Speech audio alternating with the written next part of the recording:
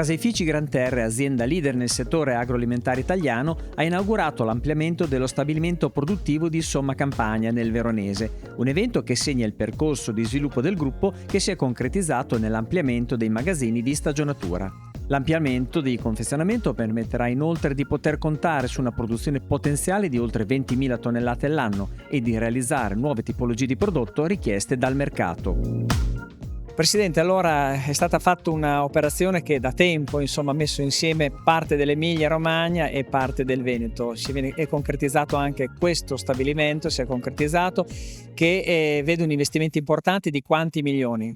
Qui abbiamo fatto un investimento di 20 milioni, frutto di un matrimonio veneto-emiliano di due anime, di due storie diverse che dovevano incontrarsi perché hanno valori comuni e obiettivi comuni che sono quelli di creare valore. Quindi un investimento di 20 milioni che ha realizzato il raddoppio del magazzino di stagionatura. Qui stagioniamo circa 300.000 forme di grana padano e parmigiano reggiano, soprattutto grana padano in quest'area, e confezioniamo circa oltre 20.000 tonnellate di formaggio. Questa è la nostra materia prima, da cui escono confezioni di ogni tipo, dai grattugiati, i pezzi, i cubetti, gli snack, per quasi 100 milioni di confezioni che poi noi portiamo in tutto il mondo, esportiamo in 70 paesi, 300 milioni di export su circa 900 milioni di fatturato. Questo ci accredita come la più grande società italiana nei formaggi DOP.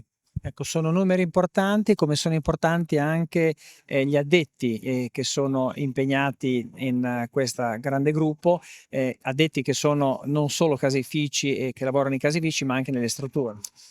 Parlando solo di quelli diretti, Caseifici Gran Terre dà lavoro a circa 800 persone, ma quello che conta è che nella filiera che fa capo a noi ci sono 1500 famiglie, 1500 aziende agricole, zootecniche, che tutti i giorni portano il loro latte ai caseifici, che sono i nostri soci, che poi concentrano il formaggio in questo stabilimento. Ecco, alle sue spalle ci sono due scalere, una di parmigiano, una di grana padano. Non è casuale. Non è casuale? No, certo che no. Quindi sono importanti entrambi. Credo che noi abbiamo cercato di costruire i ponti e abbattere i campanili.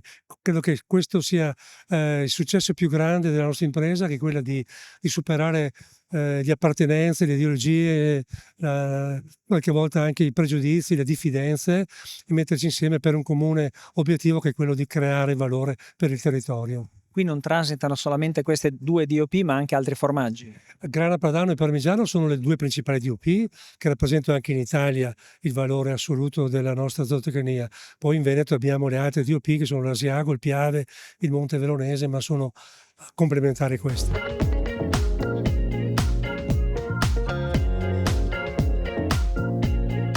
Presidente, qual è la sintesi in questi 5 anni di unificazione in termini di base sociale? Che cosa esprimete? Sicuramente esprimiamo un grande approccio innovativo, la voglia di creare una grande impresa per poter arrivare al consumatore con i nostri grandi prodotti di elite. Le basi sociali sono cresciute tanto, si sono mischiate, hanno condiviso problemi, fortune e insieme hanno guardato a livello prospettico quello che è il loro futuro. E in tutto quanti sono i caseifici che lavorano per conto del grande gruppo? Per il conto del grande gruppo abbiamo una quindicina di caseifici per il parmigiano reggiano e una ventina per quanto riguarda il grana padano. In tutto lavoriamo 1.200.000 forme. Quindi sono volumi importanti che hanno nel panorama produttivo non solo emiliano-romagnolo ma anche veneto sono di grande peso. Questo vuol dire in termini percentuali che cosa rappresentate? Rappresentiamo il più grande player a livello nazionale per quanto riguarda la trasformazione dei formaggi a pasta dura e in più raggruppiamo circa 2.500 allevatori, quindi il tessuto produttivo e l'intera filiera lungo questo grande progetto. Questo investimento è stato fatto in un momento dove sia il grana padano che il parmigiano reggiano stanno andando bene, quindi questo consente anche di sviluppare progetti futuri di investimento? Sì, sicuramente abbiamo obiettivi molto ambiziosi, il nostro business ha bisogno di grandi investimenti, quindi continueremo sicuramente a investire sulle persone, sulla tecnologia, sulla ricerca dei nostri nuovi prodotti. L'allevatore è soddisfatto e gratificato in termini economici, ovviamente nel conferimento del latte di questa operazione, quindi si è trovato un valore aggiunto da questo punto di vista? Sì, certo, un valore aggiunto in quantità e abbiamo espresso circa 20 milioni che abbiamo dato di maggior ristorno ai nostri allevatori negli ultimi 5 anni, quindi sicuramente dal punto di vista redditizio ed economico penso che i nostri allevatori siano contenti di questo progetto e sicuramente lo saranno anche per quello che potremo fare in futuro. Allora, un'alleanza non solo tra regioni ma anche tra formaggi, Grana Padano, Parmigiano Reggiano. Questo vuol dire che comunque l'unità fa la forza, come si dice, i campanili sono stati messi da parte, questo vuol dire anche un gruppo economico che dà occupazione e che comunque ha delle prospettive. Io penso che questo sia un esempio in epoca di globalizzazione di come aggregare, mettere assieme, peraltro con prodotti di eccellenza straordinaria. Ricordo sempre che Grana Padano e Parmigiano Reggiano sono i primi due prodotti IGP e DOP italiani più esportati e apprezzati nel mondo.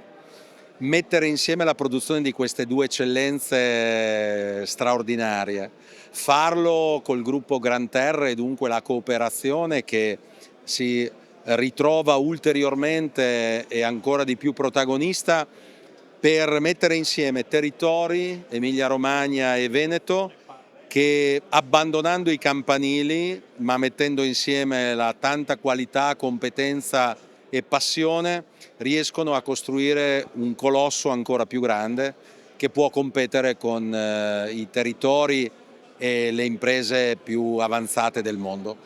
La scure dei dazi non si è abbattuta tanto sui formaggi ma sul vino, anche se comunque il cambio dollaro-euro è sfavorevole, quindi questo può comportare problemi anche in questo Sì, i settore. dazi di Trump per me sono veramente ingiustificati e anche ingiustificabili.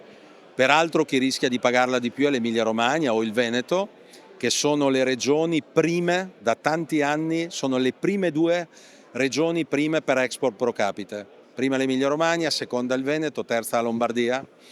E siccome il surplus commerciale italiano è di 39 miliardi di euro a nostro vantaggio ogni anno e tanta parte ce l'ha l'agroalimentare verso gli Stati Uniti, che è la prima destinazione, peraltro superando anche la Germania e la Francia negli ultimi anni per tutto quello che è il nostro cibo, i nostri vini, rischiamo di pagarla duramente. È vero, come diceva lei, Parmigiano Reggiano Grana Padano partono da un dazio che era già il 15 e rimarrà il 15, però c'è quell'altro dazio mascherato di cui non parla quasi nessuno, che è il rapporto oggi a vantaggio dell'euro tra dollaro ed euro, e quindi diventa un ulteriore dazio che i produttori dovranno comunque pagare. Più in generale però sono dazi ingiustificati e ingiustificabili, perché rischiano di mettere in difficoltà produzioni eccellenti che soprattutto negli Stati Uniti trovano un grande apprezzamento da parte dei consumatori. Per questo ribadivo che bisogna che l'Unione Europea, come peraltro in questo caso si sta facendo, apra nuovi mercati. Il Canada ha dimostrato che può esserci un vantaggio straordinario per i nostri territori. Io spero che a inizio del prossimo anno con Brasile, Argentina, Uruguay e Paraguay, il cosiddetto Mercosur, si possa aprire un rapporto di libero scambio che vedrebbe azzerati i dazi che oggi per i formaggi arrivano a volte oltre il 50%. E noi sappiamo che essendoci là tanta gente che proviene dall'Europa e soprattutto dall'Italia, non vedono l'ora di poter acquistare questi prodotti che però devono avere un prezzo accessibile a tutti.